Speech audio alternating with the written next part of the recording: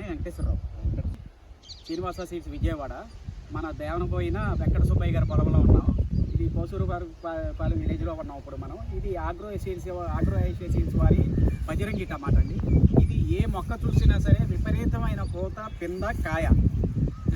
మీరు ఏ ఒక్క మొక్క అయినా చూసుకోండి, కాయలు ఎట్లా పడ్డాయి చూడండి.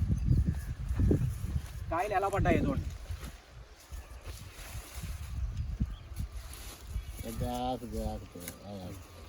కాయలు ఎలా పడ్డాయి మామూలు పరిచినట్టు పడిపోయింది, మొత్తం చేనంతా కూడా అలాగే పడింది. మీకు ఏ మొక్క చూసుకున్నానండి, ఏ మొక్క చూసుకున్నా ఇదిగోండి ఏమండి, ఏ మొక్క చూసినా సరే, ఏ ఇది చూసినా సరే మీకు ఎలా పడిందో చూడండి. ఇక్కడ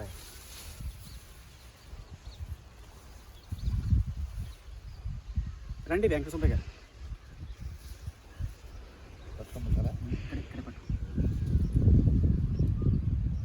మనం ఈ కోసూరు పాలెంలో దేవనపోయిన వెంకట సుబ్బయ్య గారి పొలంలో బజరంగి ఇది ఫీల్డ్.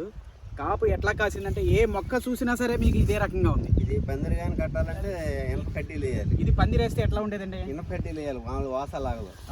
అంత దిగుబడి ఉంది, వాసలాగదు. ఇది ఈ వెరైటీ వచ్చేపటికి ప్రతి ఒక్కరూ కూడా ఖరీఫ్ అండ్ రబీ 2 రకాల పంటలకే అనుకూలమైంది.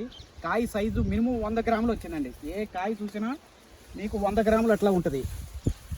కాయ సైజు కూడా 7 బాగా వచ్చింది కూడా. కాయ సైజు కానీ ఇది ఎత్తలు చూడండి ఎట్లా ఉన్నాయి.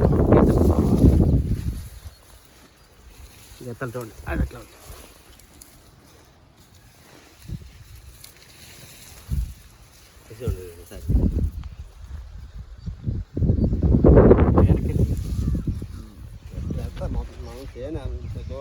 దూరం వెళ్ళినా సరే ఏ కాపు ఎక్కడ చూసినా సరే.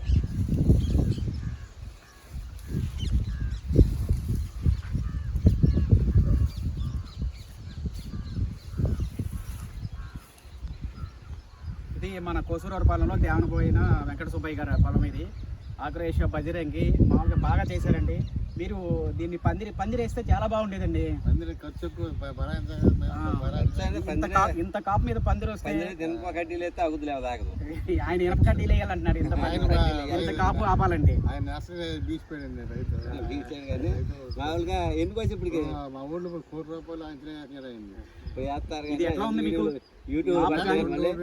నేను ఇప్పుడు ఒక 10 తోటలు చూసి ఇట్లా ఉన్న తోటను ఎవరు ఏ వెరైటీ లేదండి.